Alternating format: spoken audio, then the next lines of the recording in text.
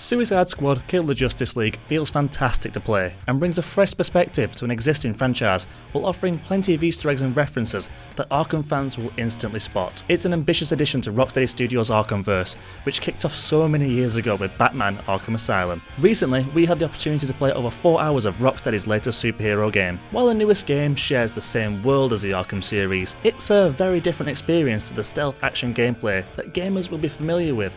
But that's certainly not a criticism. This game is bombastic, larger than life, and full of character. For the first time ever in an Arkhamverse game, players will leave Gotham City and its Caped Crusader behind and instead take on the role of the world's deadliest hitman, a mad clown, a boomerang-slinging outlaw, and a big shark, who together form Task Force X, also known as the Suicide Squad. An ample description given the team's mission: kill the Justice League. As in this story, the death of Earth's strongest heroes is seemingly the only way to stop the destruction of the planet. Heroes have all fallen under the control of Brainiac, the biggest threat ever seen in the Arkhamverse, who's turned the whole world into a war zone, leaving nothing but death and destruction in his wake. You'll probably be wondering how on earth these 4 villains can possibly measure up to the powers of Superman, or Green Lantern, or even like Batman for that matter, who, has had 4 games worth of beaten up criminals with practically no difficulty. Metropolis's grand architecture and golden aesthetic is a huge departure from the Arkham games and their depiction of Gotham. Traversal is still a huge part of the gameplay loop,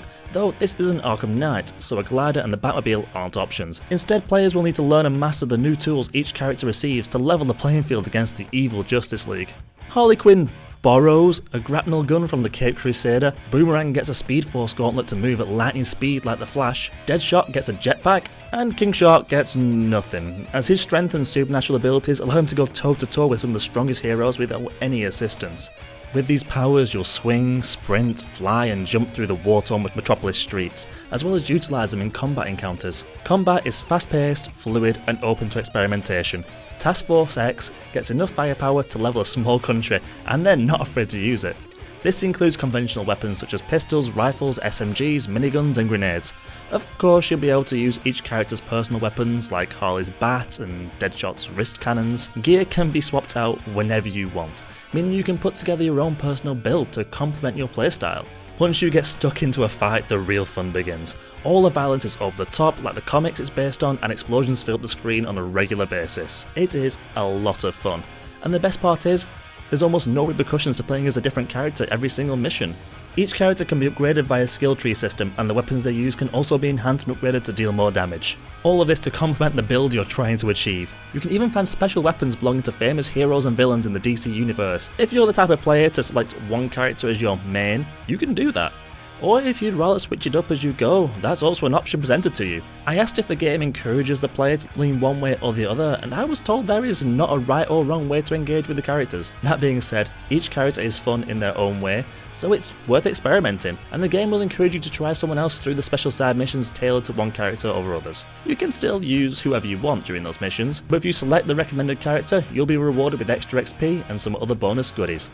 Finally, it's worth noting that Suicide Squad Kill the Justice League is a live service game, meaning more content is set to arrive after the game's launch. The first year's worth of content drops will be completely free for anyone who owns the game, and will include things like new characters, missions, collectibles, and apparently more. Overall, the game feels fantastic to play and brings a fresh perspective to an existing franchise while retaining plenty of Easter eggs and references that Arkham fans will instantly spot. The full game promises more action-packed gameplay, charming interactions between characters oozing with personality, as well as the deaths of some of the most beloved superheroes of all time. Suicide Squad Kill the Justice League will be launching for Xbox Series X and S, PlayStation 5 and PC on February 2nd, 2024.